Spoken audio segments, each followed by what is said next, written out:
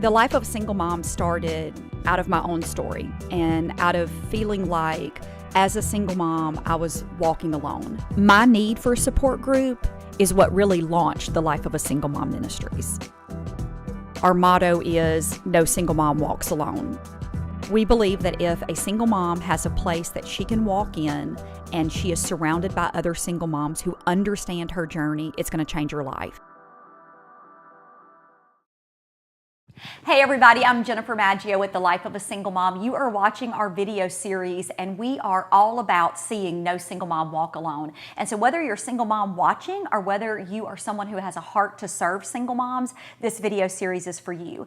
And today we're talking about an interesting topic, growing your ministry. How do we grow our ministry if we're wanting to serve single moms, or perhaps we're already in the weeds of serving single moms and you've had the same 3 moms to come for the last 2 years, and you are so desperate to reach those single moms in your community. So we're going to give some practical advice today, but let me introduce the amazing panel I have with me today. Welcome, ladies, to the show. Thank you. Thank you. So you guys probably know these ladies because if you have been following the life of a single mom for a little while, you have probably come to one of our conferences, and each one of these ladies have been part of our national conference.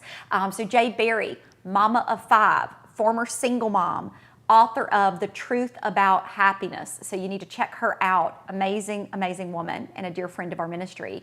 We've got Tullos, pastor, Story Heights Church, Boston, Massachusetts, and an amazing woman of God that's been serving in ministry for more than 2 decades. And then my girl, Robbie Furdge.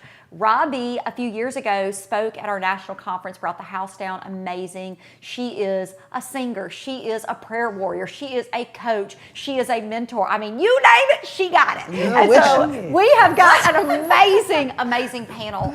And so we want to talk practical today. We want to talk about how to grow your ministry. And so each one of you have served in different capacities of ministry and in different ways through the years that role has shifted. So let's just begin to talk about, number one, why you think sometimes ministries don't grow. Inadequate services.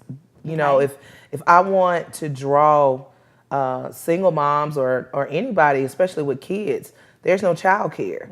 So it's hard to grow ministries when the ministries aren't providing the necessary services that people need. So I think we need to provide more services that may assist in the growth of it. You know, because if I'm a single mom, where am I gonna, my kids? Y'all have the, you know, you want me at Bible study, you want me at church, but I gotta sit in service with my kids who want to eat, who want to, I have one of my cousins always says, she said, I have this son where he doesn't want the headphones on. He wants his iPad just blasting loud. And I'm like, you can't do that. If you're going to be in here, you're going to have on the headphones. So I think a lot of times we don't take into consideration that, we need to provide the services that will keep people, and that will grow our ministries. Because if you don't have childcare, I'm probably not coming. Yeah.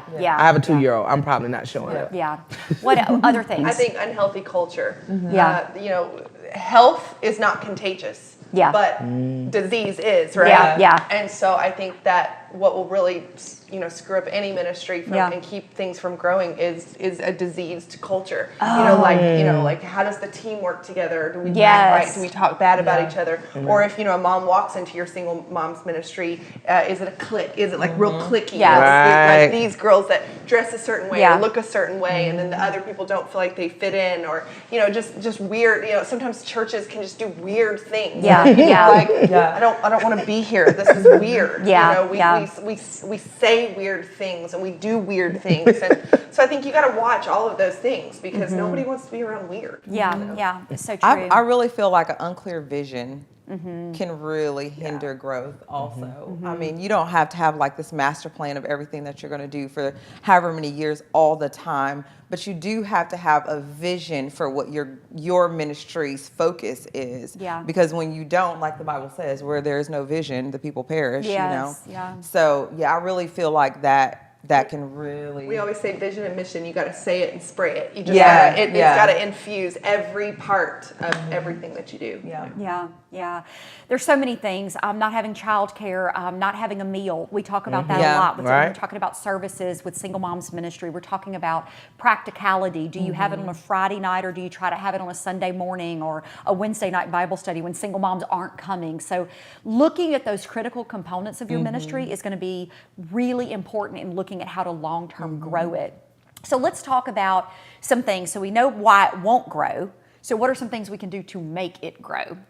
We know submit before the Lord. Right. Okay, so let's just get that out. We need to submit before the Lord. So Yeah, let's just talk practical. What are some ways that we can grow our ministry? I feel like having a healthy scale, like what is growth to you in your ministry? Because growth could look different to different people. Growth could be numbers. Growth could be, spiritually, because if you might feel like if we grow spiritually all together, then our numbers will grow. So I think having a healthy perspective of what the scale is, if everybody isn't aware of what growth looks like, then everybody's directive is different. Everybody's vision is different. So if your ministry already has an idea of what growth looks like, then you can grow from there, because that's where you're going to feed into. That's where all of your resources are going to go to. Do we want to make sure that we're growing in number? Then we need to have a bigger space. Do we want to make sure that we're growing in spirit and in truth? Then we need to make sure that we have good Bible-based curriculum, Yeah, so much. And Go ahead. Go ahead. I'm sorry. No, you go, Robbie. I was effective marketing. For years, churches didn't have to market because people just came. But now we're living in a time where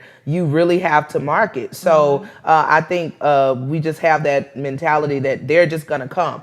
Well, there are other things that are drawing their attention as well. So I think we have to be consistent in marketing, showing the people what we're offering, what we have. And then I think that's a drawing force. So get those flyers out there, go on social media, post some videos of some powerful things that are going on within your ministry. And then that could be a drawing force for someone who's watching, because we talk about it all the time. People watch live now. People, they want to see before they get there. I think marketing is a very, very powerful tool. And staying relevant in that marketing too, because and helpful. That's what I was going to say. Like, producing helpful content, offering services, not just, the childcare and the meal, but before they even come, why do they want to be a part of what you're doing? There's so much stuff that you can do now that costs very little. We live in a day where everybody is on the web. So if you're not on the web, you cannot reach people. So, that's right. I think your ministry needs to have a website first and foremost. And I think, there's so much you can do with Facebook pages now and the Facebook community groups. There's community groups all over Facebook that you can go and you can find,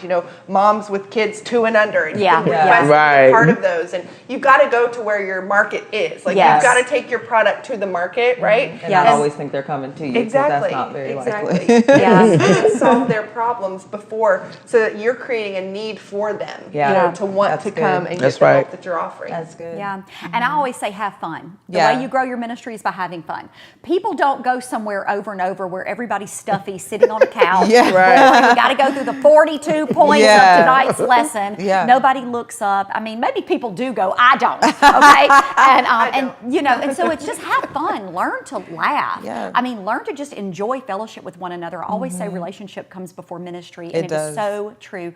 The way your ministry has grown is through your authenticity that you and your husband have. The way that all of us have seen growth in ministry has been just being real and honest with people and having fun. And I think that's a critical component. It goes back to that healthy culture. It does go back to healthy culture. People want to be a part of that. They get excited. Vibrancy. They get excited. And do what Jesus did. He went amongst the people. We want everybody to come to our ministries, but we don't go out into the community and do different activities. And even if it's something simple as going door to door, hey, I'm from so-and-so. We just want to know that anybody want prayer, or hey, can we cut your lawn? Doing community service, activities. But, he went amongst the people. He was around them. So you just can't expect everybody just going to flood the place. I don't know you well enough like that to be coming up in there. So I think we need to get out more. The bubble mentality. Because sometimes we get into the bubble mentality like, oh, hey, come over here. Right. We're having fun over here. We're having fun in this area. You should come. It's so funny. It's so true, though. Ladies, thank you so much for your tips today.